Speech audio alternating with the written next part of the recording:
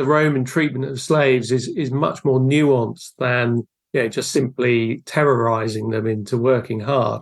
They could understand that you couldn't just constantly abuse your slaves and hope them to perform well, but actually you had to incentivize them. And they could be small things like extra food, extra rations, extra clothing. But the ultimate kind of goal is freedom. If you work hard and you are loyal, if you display the proper Roman attitudes, then you can yourself become Roman. In many ways, the sort of scale of rewards, it's about getting the slave to willingly do what is ultimately beneficial for the master. Welcome to the Work for Humans podcast. This is Dart Lindsley. For thousands of years, slavery was just a part of daily life. Writers at the time discussed how best to manage slaves, but nobody questioned the institution itself. In a previous episode, Melissa Swift pointed out that some modern HR practices can trace their roots to slave management. While I don't want to imply for a second that there's any comparison between the horrors of slavery and what goes on in a contemporary office, I did want to track down an expert who could shed some light on the topic and possibly provide an important perspective on the cultural norms of work. Today, I'm speaking with Jerry Toner, Director of Studies in Classics at Cambridge. He's the author of The Roman Guide to Slave Management, a how-to narrated by a fictional slave owner, but compiled from real advice that Jerry gathered from across many ancient texts. He wrote the book to give his students a deeper insight into Roman culture from a Roman's perspective. I want to warn listeners that this episode contains explicit descriptions of severe cruelty. Jerry and I discussed the economic factors in the ancient world that led to a large slave population, what ancient slave owners considered good management, some of which will sound familiar, selection, training, incentives, punishment, and how ancient Rome framed slaves not as humans, but as tools. We also discuss how atrocities can become a cultural norm, so common that the people within the culture can't see it, as well as other topics. Okay, if you find this episode valuable, please subscribe wherever you listen to podcasts. And now I bring you my conversation with Jerry Toner. Jerry Toner, welcome to Work for Humans. Thank you. You wrote a book which is The Roman Guide to Slave Management, and it takes a very challenging perspective.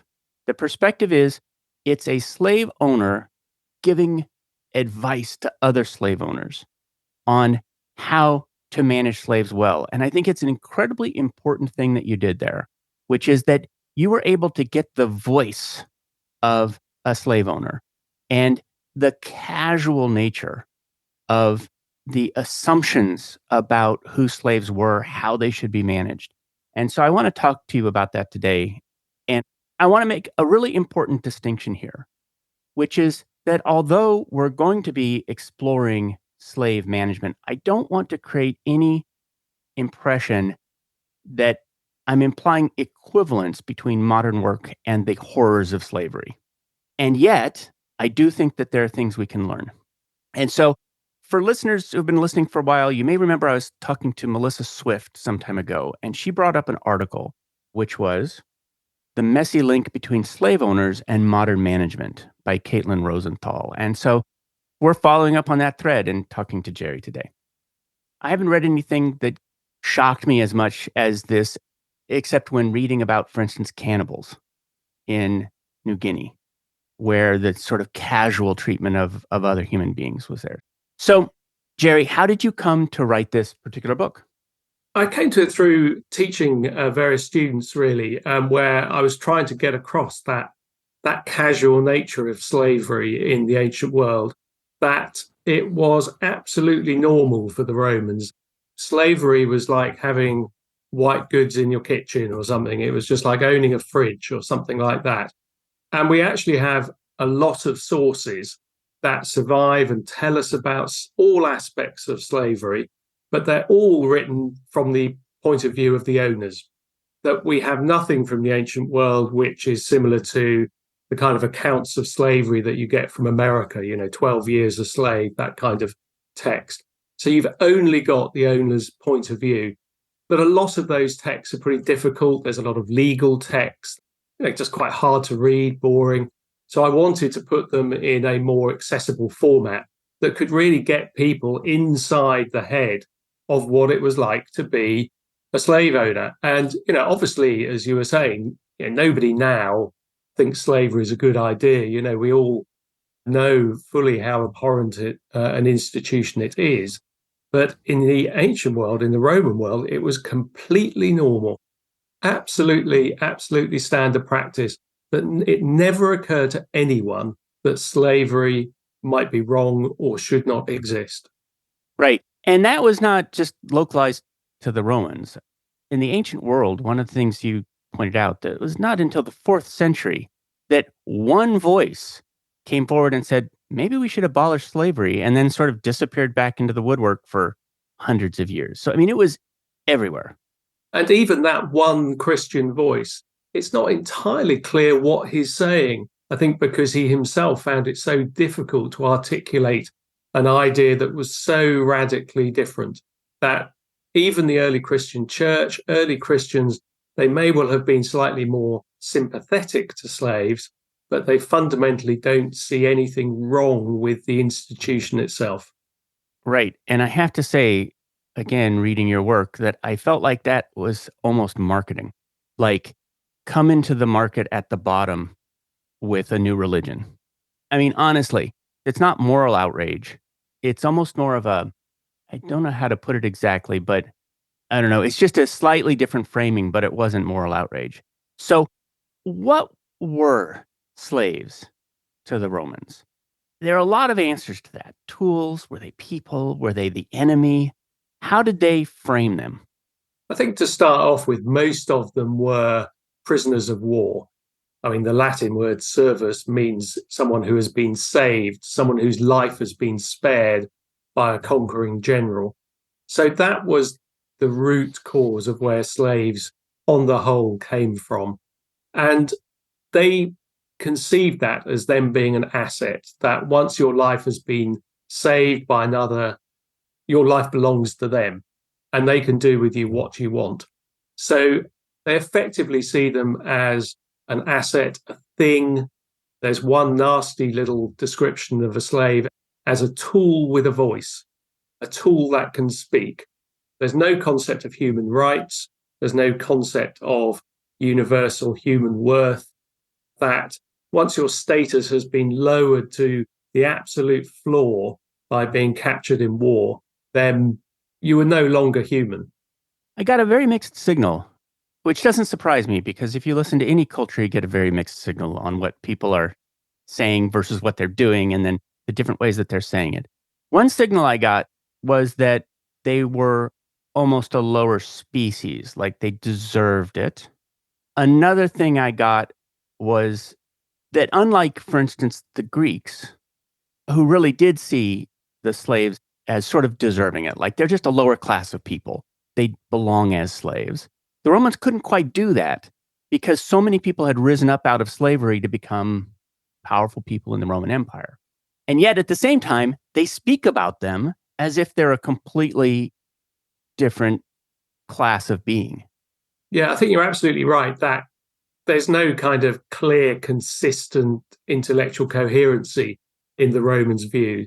I think you're right. The Greeks had a much harsher view of slaves in a way, that often they saw them as being naturally slavish, like barbarians. They're inherently non-Greek, incapable of becoming a full free citizen like an Athenian could become.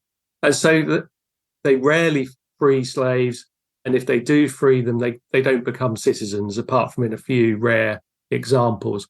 Whereas the Romans, as you say, have a much more complicated attitude, because Rome is founded by Romulus and Remus in the myth as a collection of outsiders and fugitives from other city-states. So if you're all outsiders, then there's a sort of natural process of assimilation. There's no ethnicity, there's no fundamental Romanness about being Roman. it's a legal status, that if they decide to include you, then you become Roman. And that is where the Roman attitude to slavery, in a way, is more, or it can be more positive, that they can use freedom as a way of rewarding slaves, of giving them citizenship, and then it can become another mode of assimilation and indeed of upward social mobility. Because, as you say, some slaves became extraordinarily rich once they'd been freed. They were also seen as a danger. Were there slave uprisings? Are they considered dangerous? When Rome was doing vast conquests of the Mediterranean world and bringing in huge, millions of slaves into Sicily and Italy, you can imagine the problem then is that when there were millions of slaves, the price of slaves collapsed, and there was then no sort of interest really for the owners to treat their slaves well. And when they were worthless, they were treated very badly. And at that point, there are 3 slave wars. So this is the late 2nd century BC.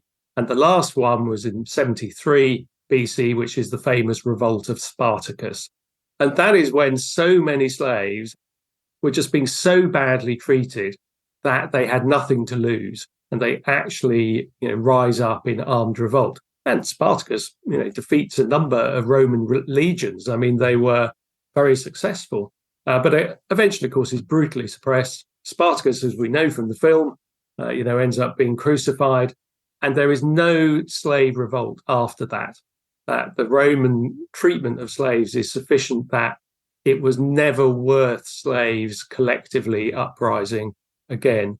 However, later on, the Romans are still quite fearful about slaves. They're aware that they have dozens of slaves in their villas, and they have some particularly brutal laws that try and sort of keep a lid on those slaves. The main one being that if a master was ever murdered by one of his slaves, then every slave in the household was executed. And that may not have mattered, so much if you were in a household with only 1 or 2 slaves. But in a famous example, a former prefect of Rome called Pedanius Secundus is murdered by one of his slaves, and he has 400 slaves in his house. And it becomes this huge issue. It actually goes to the Senate, and there's a big discussion. The more liberal members of the Senate are arguing, well, it's unfair. It's all these women and children are going to be crucified. But the more conservative element win out. And they say, look, if we don't enforce this law, then none of us will be able to sleep at night. And all 400 of them were marched off and crucified. There was one law that you wrote about. First of all, the general rule that any slave who was a witness in a court proceeding had to be tortured. It's extraordinary, isn't it? I mean, it's absolutely extraordinary for us. I mean, to think that somehow truth and torture might be linked together. But for the Romans, they thought slaves were inherently untrustworthy. Therefore, you could only be sure they were telling the truth if you tortured them first. And an extension of that is that if an owner was killed by anyone within earshot of slaves, then the slaves who were in earshot at that time needed to be tortured to learn what happened and then executed.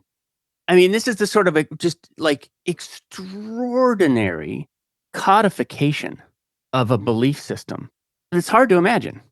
It is hard to imagine. And it's also hard for us to understand just how normal it was, that nobody complains about slaves being tortured in courtrooms. I mean, it's just what happened. And yet, as you say, they're capable of inflicting the most extreme punishments and not having any sympathy really for those who are the victims. It's a part of the reason I wanted to have this conversation is I think it's important to sensitize ourselves, to make ourselves aware of what humans can ignore. In other words, it's possible to ignore, to make normal practically anything, according to this evidence, if the context accepts it. And so then you have to become extraordinarily aware of what you are casually accepting in the world. You mentioned, for instance, there are still 27 million, by some counts, people who are forced to work in the world today. So, we can't be sanguine about what's going on around us. I think it's easy to be sort of congratulate ourselves of how better we are than the Romans, but there are vast numbers, and many estimates are considerably higher than 27 million of basically people who are working for free. They can't escape. They're tied in by debt or family bonds.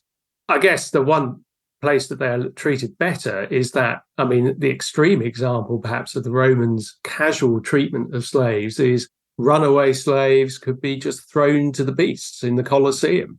I mean, would be ripped apart by hungry lions. And they didn't see this in any way as shocking. They saw it as kind of enforcing the moral code that slaves should not run away. And there's no sympathy in the crowd of ordinary Romans watching this. It's a kind of celebration of a suppression of those people who dared to oppose the Roman system. Let's talk about the financial incentives. What was the state of the economy? And I know that we say Roman slavery, it's how many hundreds of years are we talking about? So the economy fluctuated during that time. But what was the state of the economy that led to essentially large estates with large staffs of slaves? The huge wars of conquest that Rome carries out means that vast amounts of money are brought back into Italy by the successful generals who are also in the main senators. And so they have to invest that money. And what they tend to do is invest that money in land. And they acquire very large land holdings. And often they acquire that land by buying it from dispossessed families of soldiers who might have died or who might have been injured and are incapable of farming them, or indeed just by pushing them off, that they could force off the peasantry and effectively steal their land from them. So you have a sort of vicious circle, really, where you have a small group of very large landowners who are getting these bigger and bigger estates where they're reinvesting the proceeds from the wars, but they also have a lot of slaves that have come from the wars as well. So they think, well, why not use the slaves to farm this land? They're less hassle than peasants. They don't talk back. They're just assets. And so more and more they're used to farm these big estates in Rome. And there's a big distinction between urban slaves and rural slaves. And if I understand it correctly, a lot of the writing is coming from urban settings. That's who's writing about it. And so we have some of what's happening in the rural areas is somewhat obscure, or do we get enough information out of it that we can tell what's going on there? It's one of the big differences, really, between Roman slavery to, say, later British American slavery, which was very much a capitalistic model of using slaves to produce goods cheaper and then to sell them back, export them back to England, for example. Whereas in Rome, that's certainly the case to some extent, particularly in the countryside. Slaves are being used as a way of presumably, if not increasing production, at least replacing the lost peasants. However, there's probably equally as many slaves who are domestic slaves in the urban environment. And these are slaves that are basically showing off. They are status display, just showing how wealthy you are. And it's almost the opposite. The whole point here was to show that you could afford to waste money on slaves being unproductive. I mean, you think about Pedanius Secundus, the man who was killed by one of his slaves. He had 400 slaves. I mean, what would you do with 400 slaves in one house? I mean, I've read somewhere that King Charles has a valet who squeezes the toothpaste on his toothbrush. Now, I've no idea if this is true, but you can imagine it's the kind of specialist job that you'd have to find for a slave to fill the house with 400 of them. And so we have examples of you'd have a slave who was the name caller, who, when you had visitors, would just shout out the names of your guests. Or you'd have lots of slaves just waiting quietly at table. These kind of slaves are not about production. They're not about increasing productivity. They're the opposite. They're about showing off just how unproductive you can afford your slaves to be. I was impressed by a recurring theme in the book, which was Romans saying, in the good old days, we were self-sufficient. And we didn't need all these slaves to show off. And we put toothpaste on our own toothbrushes, sort of thing. And there's this kind of make Rome great again air to it. But it's Yeah. also, it sounds like a humble brag. Like, oh, I have too many slaves. In fact, that was a really key feeling I got throughout the book was that Roman slave owners talking to other Roman slave owners were glib and quippy and were making jokes about it or humble brags about it. I mean, it has a feeling of a social discussion. No, that's absolutely right. I think it's worth remembering that most of our sources, particularly our literary sources, come from a very small group of very rich, highly educated members of the senatorial equestrian class in Rome. So there's a certain kind of sense that they're members of an elite male club, that they're all sort of all exactly on the same line, that they're just a really exclusive group.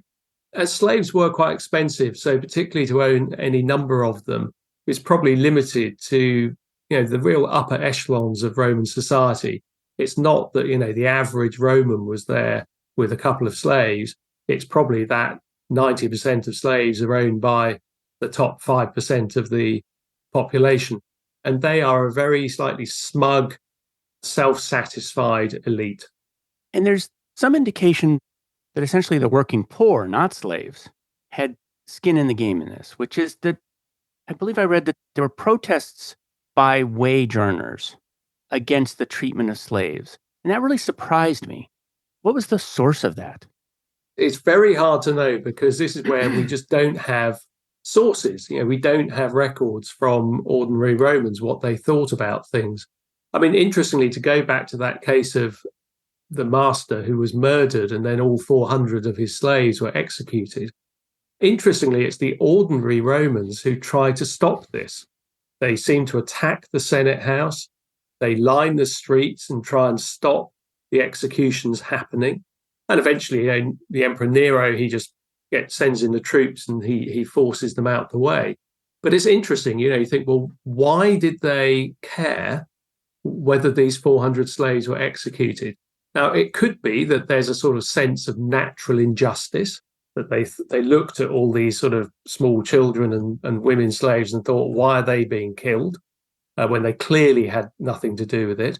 Or perhaps by then, because Rome had used slavery as a way of assimilating outsiders, if you looked at the kind of ancestry of most normal Romans by the time of the empire, you would probably find that everyone had a great uncle, a grandfather, a father, or someone who had been a slave. And so it meant that they perhaps had some sort of more natural sympathy with them. It also strikes me that they might have been competition for work. That there's if you're a wage earner, free person, who's taking the jobs, but that wouldn't cause you to step forward to protect them. So, I mean, I can see where there might be tensions there, but it's certainly the case that when you look at the sort of ordinary, free poor, that they are doing a lot of fairly unpleasant manual jobs that slaves would also have done. In some ways, slaves have it better, that the master has to feed them and clothe them and house them, whereas the free poor have got to earn the money. And if they don't get work, then they go hungry. Having said that, I think if you'd asked them, they would all have said, of course, it's better to be free, because if you're a slave, you can be treated in all manner of horrible ways by your master. Yeah, which is to say, branded, your legs broken. There's no limit to what is allowed. I mean, there are some limits by the end, right? There are some limits. So, for instance, I think holding slaves for purposes of prostitution had some limits. Sex with slaves was perfectly acceptable. Absolutely. One sort of quite revealing way of getting inside the mentality there. There's a book of dream interpretation from the ancient world. Wasn't invented by Freud. And a slave owner, he dreams of having sex with one of his slaves. It doesn't actually say whether it's a girl or a boy. But he's worried about this dream. We as Freudians would just say, oh, well, he obviously fancied his slave. But he is worried because he thinks it might portend that he will become a slave or that his children will become slaves. And so he goes to the dream interpreter and says, look, I've had this dream. What does it mean? And the dream interpreter says, don't worry. It just shows that you will get pleasure from your assets. It was Right. just perfectly normal, perfectly acceptable for male slave owners to sexually abuse their slaves.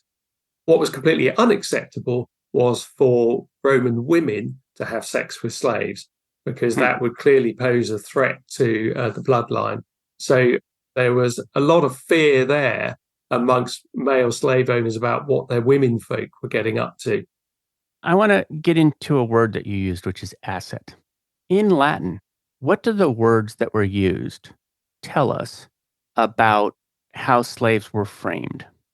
I mean, I think the most common word is instrumentum.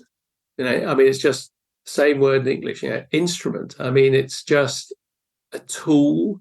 It's just seen as a means of carrying out the master's wishes. It's a thing, it might be a living thing, but it's still a thing. I mean, having said that, I think to go back to your point about coherence, there are other people who write about slaves and say, well, you should remember that they're human, that you might be wanting to get them to do all manner of horrible things, but you should also remember that they are human beings. So there are voices that are at least seemingly a bit more sympathetic. But again, whether that actually translated to any better behavior or treatment is impossible to say. So when you translate instrumentum, you generally translate it as tool in the book. Yeah. And I say that because one of the refrains is, these are not men, these are tools. And that's a way to think about how to treat them. So let's talk about basically the list of good management practices. And it starts off with buying well. What are some of the advice about buying slaves? The main advice is that you should be very careful about what you're buying, caveat emptor, let the buyer beware. That the law did actually give some protection. So when you were buying a slave, the seller did have to say the slave's nationality, but also any weaknesses that they had, whether they'd had disease, whether they had tried to run away before, whether they had any bad habits like gambling. But slave dealers were seen as kind of like secondhand car salesmen, people who were really untrustworthy, were always trying to sort of conceal injuries with makeup or conceal any bad side of the slave and sort of just trick the potential buyer into buying it anyway. So the advice is generally to really sort of make sure you dig around. I mean, check the teeth. I mean, sort of if it's a female slave, check that it's capable of having children, just not to take anything at face value. I thought it was telling that not suicidal, that suicide was a common problem among slaves. That's right. So you had to reveal if a slave had tried to commit suicide, which it's hard not to sort of draw the conclusion from that being a slave was obviously could be really terrible, and taking your own life was something that many slaves felt compelled to do. What were the rewards for slaves? Essentially, what I'm doing is I'm going through, these are words that we use in current management practice. And so I'm going through the part about how to buy slaves. It's acquisition. It's the word we use today is talent acquisition in management. There's a large section on training and there's a large section on rewards. And so I want to talk about the rewards for slaves. This is where the Roman treatment of slaves is much more nuanced than just simply terrorizing them into working hard. They could understand that you couldn't just constantly abuse your slaves or beat them and hope them to perform well, that actually you had to incentivize them. And they really have a whole range of incentives there that are designed to make it in the slaves' interests to work hard. and do what the master wants.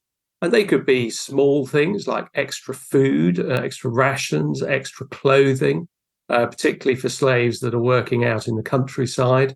But the ultimate kind of goal is freedom, that effectively, if you work hard and you are loyal, if you display the proper Roman attitudes, then you can yourself become Roman, that you can be freed, and then you could become a citizen.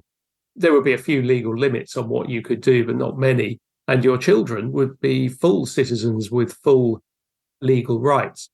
So, and within that, there are kind of lesser rewards. Some would be financial, that slaves legally couldn't own possessions, but in practice, the Romans just let them have a bit of pocket money, save up a bit of money. They would also allow them to form relationships. Again, legally, a slave couldn't marry, but in practice, owners could understand that allowing slaves to form partnerships was beneficial for the slaves, but more importantly, it produced children, and legally they were slaves and they belonged to the master.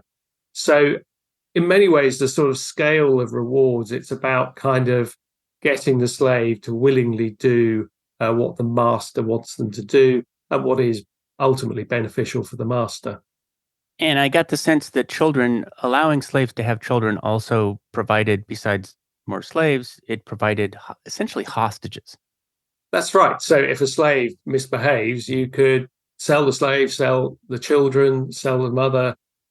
It's one of the things that does actually distinguish sort of early Christian attitudes towards slavery from the Romans, that they were appalled at families being split up in this way. And so the first Christian emperor, Constantine, does legislate to prevent that from happening.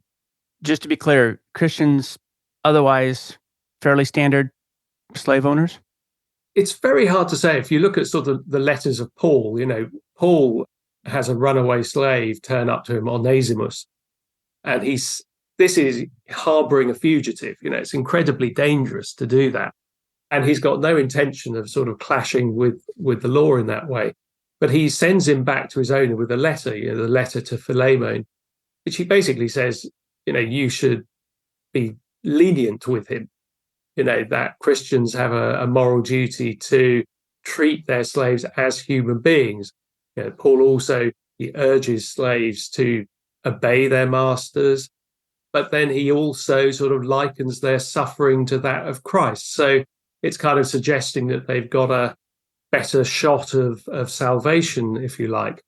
So there's definitely greater empathy.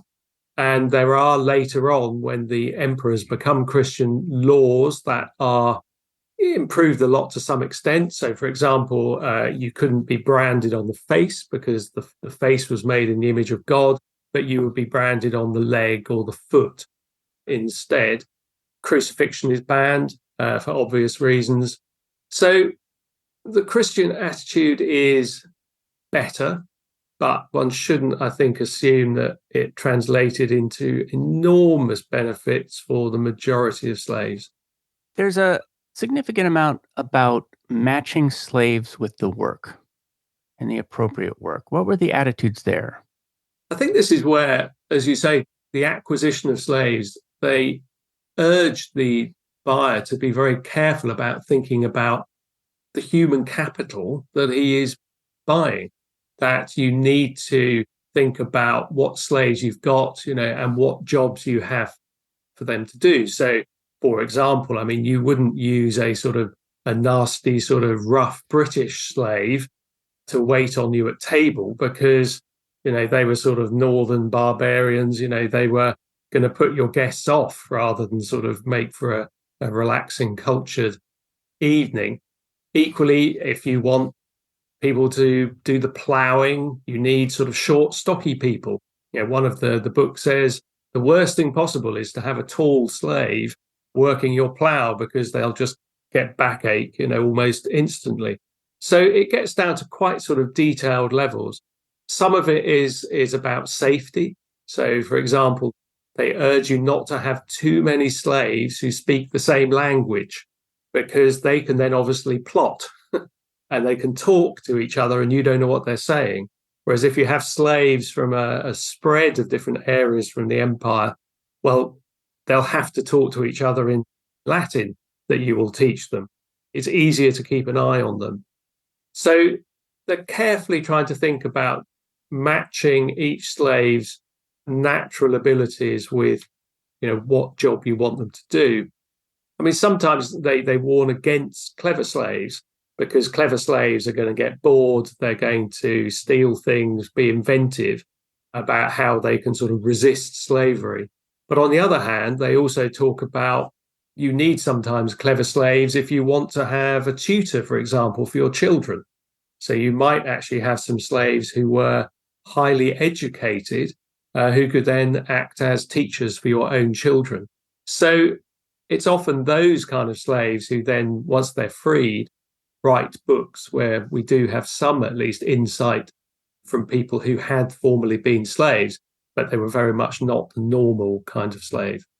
Was there a sense of race? And you mentioned it a little bit, which was, don't have the British wait at table, for instance, something like that. But there is this sense I got that I just don't know if it's actually race that they're talking about.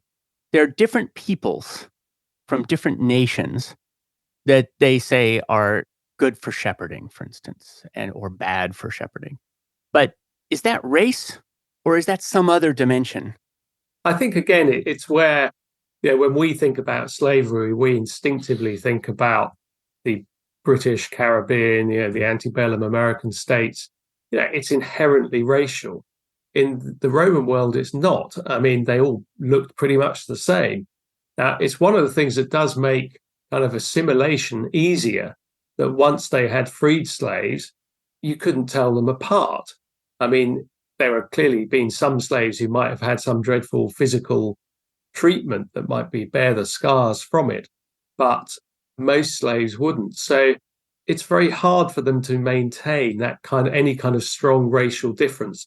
There's only a sense, as you say, of some kind of ethnicity, that certain slaves from certain areas are perhaps, from Greece, they're going to be more cultured and likely to be more educated. From Britain, they're going to be more barbarian and rougher, but they're only slightly cultural biases, really. I want to point out one thing about being sanguine about today, for instance.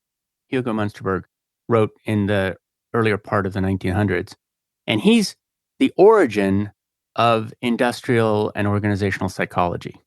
And his implications, at least in the book that is the founding book of industrial and organizational psychology, he said, you know what? We need to get the science of psychology to the point where we can actually match work to race. He doesn't say it quite that explicitly. It's implied. It's just one of a list of things that he felt. And this is this is 100 years ago, that he felt was something that really good scientific management would help us to do. And so he's saying it in much higher language than the Romans were because he's thinking about it as a science, but it's very similar. He was, of course, was using race, but he also meant nationality, I think. To what extent, and I know that we may not know this because we are not getting a lot of information from the actual slaves. And also, I'm sure that was nuanced as well. Even if we had a good signal, it would be nuanced. But what were the slaves' perspectives of slavery? And I should point out that one of the things you mentioned is that there were people who occasionally, this became illegal, I believe, sold themselves into slavery to pay debts, to pay gambling debts or something else. And so what were those attitudes? Obviously, there's the problem that we don't really know. We don't have sort of written text from them. But, we do have other things. In particular, we have tombstones. We have lots and lots of tombstones, particularly around Rome, of freedmen. So former slaves who have then gone on and been reasonably successful, often as artisans, and they proudly set up a stone memorial to themselves, their family, them and their wife. And stone memorials cost money. So you had to have been pretty successful to do that. And I think they're interesting in that they show them wearing a toga, which was the sign of citizenship. You could only wear the toga if you had become a citizen. So they're proud about that. They're proud about the fact that they're married, which they could only do once they had been freed. And they're proud about the craft often that they do, whether they're carpenters or cutlers or cobblers, whatever it is they do. And I think it's quite interesting that so many of these tombstones we have are from freedmen, because it's individuals who obviously had a life as a slave where they were nothing, they were almost worthless. And yet, once they become free, they're aspirational, they're ambitious, they're hardworking, and they want to assert their identity and their individuality and say, look, I've actually made something of myself. I'm proud of it. And here I'm saying it for everyone to look at for posterity. So I think they give us a good sense, I think, of how a lot of slaves really obviously hated being slaves. They worked hard to get their freedom from their master. And that meant doing what the master wanted, showing the right kind of attitude. And then they carry that on into their life as freedmen. You know what strikes me about all of this is that if you really want to think about slavery, you can look at it as a work question, but it's also a prison question. In other words, this is the overlap between prison, incarceration, and labor. One time, I was hitchhiking and I got a ride from somebody named Freddie. And Freddie was clearly on the run from the law at this time. He wanted me to drive. He kept telling me, he was driving a lowrider. He kept telling me to drive the speed limit. And he was slouching down in his chair because he was on the run from something. Well, we stopped at a rest stop, and there were a bunch of prisoners there who were taking a break from cleaning highways and were in orange jumpsuits. And they had guards. And Freddie, in ways that I could not perceive, managed to communicate to the inmates that he was going to throw them a joint to smoke. And so he started tearing pieces of bread and throwing them to the seagulls, throwing bread to the seagulls, bread to the seagulls. And then he tossed them a joint and he tossed them matches.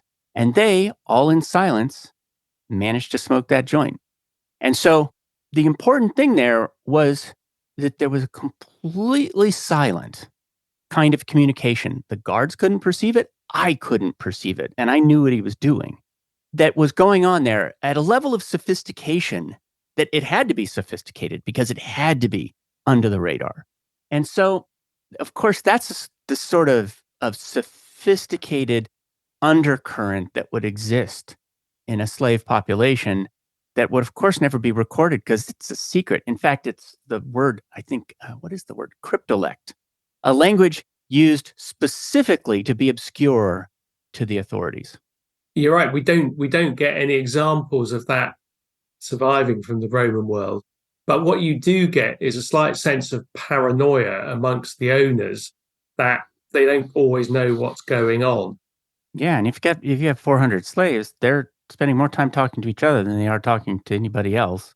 And that's one of the reasons why the Romans are so sort of brutal about why they say all slaves have to be killed if a master is murdered.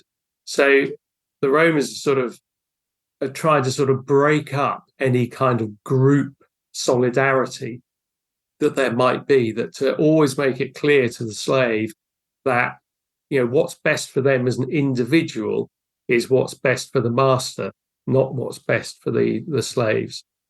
The character of slaves are characterized as lazy, cowardly, thieving, thing after thing. One of the things that really struck me is the degree to which those were considered attributes of the slaves and the nature of slaves, not the system that was creating them. So, for instance, being afraid. Well, of course you're afraid. The owner can physically just do anything to you. And so to blame slaves, to sort of say this is the character of slaves, that they're afraid, with no insight at all that the system was creating that. No, that's right. There's a complete lack, really, of any sort of understanding of the system or sort of any thought of it as an institution. And that's why, there's no abolition movement. There's never any criticism of slavery per se as an institution. And even from the slave point of view, you don't really ever get a sense of them acting as a class, yeah, apart from those, the wars under Spartacus. That most of the time they don't seem to be making any kind of collective resistance. It's all about individuals just getting away with what they can do.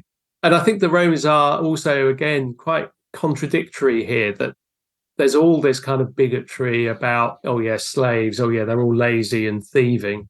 But equally, they're well aware that there are many slaves who have done some amazing things, saved their master from attack or been tremendously loyal in difficult circumstances. So they don't understand also that the system is designed to encourage slaves to be loyal and to work hard and do what the master wants. And yet they're sort of surprised when that happens and they can't link the two. What was the role of religion? That's a tricky one. I mean, on the one hand, a slave within a household would be expected to worship the household gods, which are effectively a kind of extension of the father, of the household, of the slave owner. That's probably about the limit of it. That there were laws that were passed, for example, against Jewish owners having their slaves circumcised. They didn't want minority groups to treat their slaves as their own in religious terms. The Christians obviously have a sort of different attitude towards slavery, that they even take on a lot of the language of slavery. I mean, the Latin word for master, dominus, is what Christians call the Lord, which for Romans was bizarre. Why would you want to imagine yourself in religious terms as a slave? For them, it was inconceivable. Likewise, the Christian term redemption is the Latin word, for buying your freedom. And again, it was bizarre to the Romans, that any individuals want to imagine themselves as being somehow a slave. So slaves on the whole were obviously probably had some limited freedom to believe whatever they wanted, but that doesn't mean it necessarily translated into the ability to go to acts of worship or express it in any sort of serious, sophisticated way. One bit of advice was get slaves to worship your gods, because then they will see the superiority, that they are slaves because of your gods. No, I think you're absolutely right. The Romans saw themselves as having the support of the gods, that they called it the Pax Deorum, the kind of peace of the gods. And so, in a way, it was natural for them to say, well, if we've conquered you in war, then clearly our gods are more powerful than your gods. And so you should recognize this by worshipping our gods, because they're obviously the more powerful deities. There's a relationship there between that and colonialism that I haven't parsed yet, which is this idea that the missionaries lead into a colonized land, and that it is a part of colonization. It's interesting. There's a different structure there, which is, we're going to abduct you in the Roman sense. We're going to abduct you as a spoil of war. We're going to bring you into our nation, and we're going to enslave you. But then there's the more colonial structure, which is, we're going to extend ourselves into your land and in many cases enslave you. And yet the gods go with that movement. Yeah, it's a different process. You're right in that the Roman religion is not kind of missionary in the way that Christianity is. Yeah, it's not trying to spread the word. It's more a passive process whereby the Romans take their gods with them. They set them up as places of worship. They hand out citizenship to loyal supporters amongst the local population. Part of the way that they express that loyalty is worshipping the emperor, for example, worshipping Roman gods. And so the system it just promotes certain types of behavior that they see as Roman. I ask a question of everybody at the end of the show because I do market research about what people want from work. It seems trite after this conversation that we just had. What job do you hire your job to do for you? which I'm going to ask anyway, but I want to just point out that it feels trite after talking about this level of cruelty for an hour and a half. What do I get out of my job? What do you want from it, and what do you get from it? For whatever reason, I'm fascinated by the Romans, and I love sort of trying to understand about more ordinary Romans, those at the bottom end of Roman society, whether it was slaves or women or the ordinary poor people, just what it was like to live under this extraordinary superpower from the ancient world. Well, I guess so. I get a big kick from that, but I love also trying to pass that on to the next generation and to young people and try and foster their interest and get them thinking about things that they've often just never thought of before. That must feel like, there's a survivorship bias of information coming from the past. And it must often feel like signal processing, where you're trying to catch the very quiet signals that might be coming. And I was just talking to somebody about this, that there's two kinds of survivorship bias. Some is just what endures. Marble endures more than textiles. So we see the ancient world as a land of marble. And the second thing is what is actually recorded, and that some parts of culture record things and other parts don't. And so it's almost like a signal. It must feel like a signal processing thing to amplify the quietest parts of that signal. That's absolutely right. I mean, historically, people were most interested in what the elite Romans had to say, which is partly because sort of European powers had empires of their own, and they sort of saw a natural equivalence between themselves and the Roman Empire that had come before them. Now, obviously, we can see that empire is highly problematic, and it's interesting to sort of go back to the sources and ask a whole different set of questions. What was the Roman Empire like for the vast majority of people who were not leaving these kind of literary sources, who were not at the top of the pile? And so that, I think, is where it's a way of reimagining the Roman Empire, from a completely different perspective. My wife was just telling me that there's a movement that admires the Roman Empire. And I think that comes and goes with fascism. And so what would you say to people who admire the Roman Empire? I mean, clearly it was very competent in terms of conquering other nations. One of the things that I got reading the book is everybody always says, well, Rome brought the laws.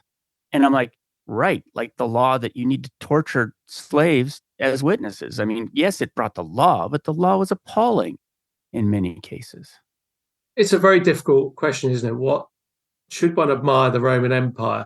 I mean, from a purely sort of narrow point of view, it's clearly an amazing military achievement that this small city state ended up ruling the whole of the known world at the time, the whole of the Mediterranean basin and Northern Europe. Some of their technical achievements, their building achievements, the huge network of roads, the trade system, all produced huge benefits.